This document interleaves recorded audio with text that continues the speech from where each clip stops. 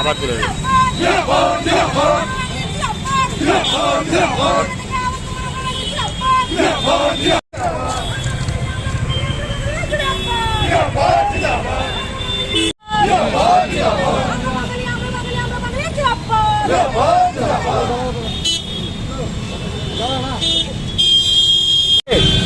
আমরা গোটা রাজ্য জুড়ে এই যে গ্রেটার ত্রিপুরাল্যান্ড বিল গত 3 দিন আগে পাশ হলো এডিসিতে, সেইখানে ত্রিপুরা মতা দলের লোকেরা ছাড়াও উপস্থিত ছিল শাসক বিজেপি দলের প্রতিনিধিরা, নির্বাচিত প্রতিনিধিরা।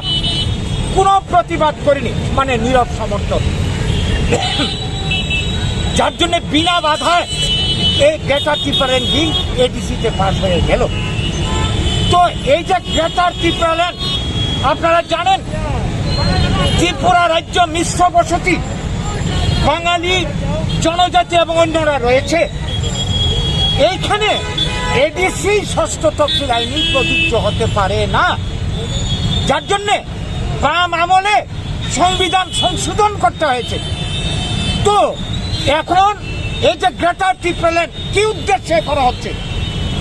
এডিসি এলাকা ত্রিপুরার 4 ভাগের 3 ভাগ জায়গা নিয়ে তৈরি, সেখানে বাঙালিদের কোনো ভূমির অধিকার নেই, ব্যবসা বাণিজ্যের অধিকার সীমিত, চাকরির অধিকার সীমিত।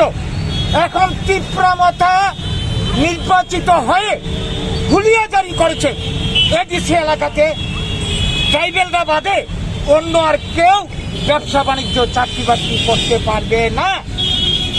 এই যখন অবস্থা, তারা স্লোগান দিচ্ছে প্রতিনিয়ত গো ব্যাক বাংলাদেশি মানে বাঙালি। এই যখন পরিস্থিতি, সেইখানে এক গ্রেটার ত্রিপুরাল্যান্ড করে এদের যে উদ্দেশ্য, বদ উদ্দেশ্য, ত্রিপুরার এডিসি এলাকাকে আরো সম্প্রসারিত করে গোটা এলাকাতে এডিসি কার্যকরী করবে। তাহলে আমরা যারা বিধংসের জনগণ বাঙালিরা রয়েছে, অন্যরা রয়েছে, আমাদের অবস্থাটা কি দাঁড়াবে? এডিসি এলাকাতে বাঙালির ভূমির অধিকার নেই, সমস্ত অধিকার শেষ। গোটা রাজ্যে যখন গ্রেটার ত্রিপুরাল্যান্ড হবে, আমরা বাঁচবো কি করে? কাজেই এটা অন্যায়, অযৌক্তিক দাবি, আমাদের বাঙালিকে ধ্বংস করার একটা গভীর ষড়যন্ত্র চক্রান্ত।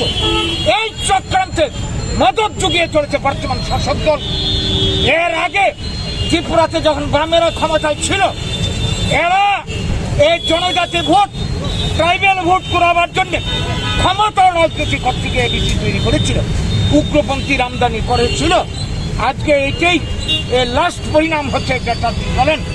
এটা কোনো মতেই মানা যায় না। গ্রেটার ত্রিপুরাল্যান্ড হলে বাঙালি সর্বনাশ হবে, ত্রিপুরার উন্নয়ন ব্যাহত হবে, জাতি জনজাতির মধ্যে বিদ্বেষ বাড়বে, সামগ্রিকভাবে ত্রিপুরা পিছিয়ে যাবে। ত্রিপুরার উন্নয়নের পরিকল্পনা না নিয়ে, ত্রিপুরার সম্পদকে কাজে লাগিয়ে কর্মসংস্থানের পরিকল্পনা না নিয়ে জাতি জনজাতির মধ্যে বিরোধ সৃষ্টি করে, এইভাবে যারা ত্রিপুরার সন্ত্রাস করতে চায়, বাঙালি সন্ত্রাস করতে চায়, তাদেরকে আমরা চরম হুঁশিয়ারি দিয়ে রাখতে চাই। যেই বাঙালি স্বাধীনতার জন্য লড়াই করে প্রাণ দিয়েছিল, প্রয়োজনে জাতির অস্তিত্ব রক্ষার জন্য আবারও রক্ত দিতে প্রস্তুত। আমরা যা করতে হয় আমাদের অস্তিত্ব রক্ষার জন্য, আমরা শেষ পর্যন্ত তাই করতে বাধ্য হব। সেই দিকে যাতে আমাদেরকে ঠেলে দেওয়া না হয়, আমরা সবাইকে সাবধান করছি। এবং তাদেরকে যারা মদত জুগিয়ে চলেছে, বিজেপি থেকে শুরু করে সিপিএম, কংগ্রেস, রাজনৈতিক স্বার্থে, তাদেরকেও সাবধান করে দিতে চাই। বাঙালি যাচ্ছে, বাঙালি মার খেতে খেতে এখন বুঝতে পারছে তার পায়ের তলে মাটি নেই। কাজেই বাঙালিকে আর খেপালে ভবিষ্যৎ ভালো হবে না কারোর। আমরা সবাইকে নিয়ে বাঁচতে চাই, সমান অধিকার নিয়ে জাতি জনজাতি থাকবো। এইটা না করে যারা ক্ষমতার রাজনীতি করতে গিয়ে এই ধরনের ধ্বংসাত্মক কাজে হাত দিয়েছে, তারা সাবধান হন। এবং এই রাজ্যের গণতন্ত্রপ্রিয় সবার কাছে দলমত নির্বিশেষে আমরা বাঙালির পক্ষ থেকে আমাদের আবেদন, সবাই এগিয়ে আসুন। এই অশুভ প্রচেষ্টার বিরুদ্ধে আমরা সবাই রুখে দাঁড়াই। ত্রিপুরাল্যান্ড হতে আমরা দিচ্ছি না, দেব না। ত্রিপুরা ভাগ, বাংলা ভাগ আমরা হতে দিচ্ছি না, দেব না। আমরা সবাই মিলে এটাকে প্রতিহত করে সমৃদ্ধ ত্রিপুরা গড়ে তুলব আমরা বাঙালির নেতৃত্বে এই আবেদন আহ্বান আজকে রাখছি। আপনার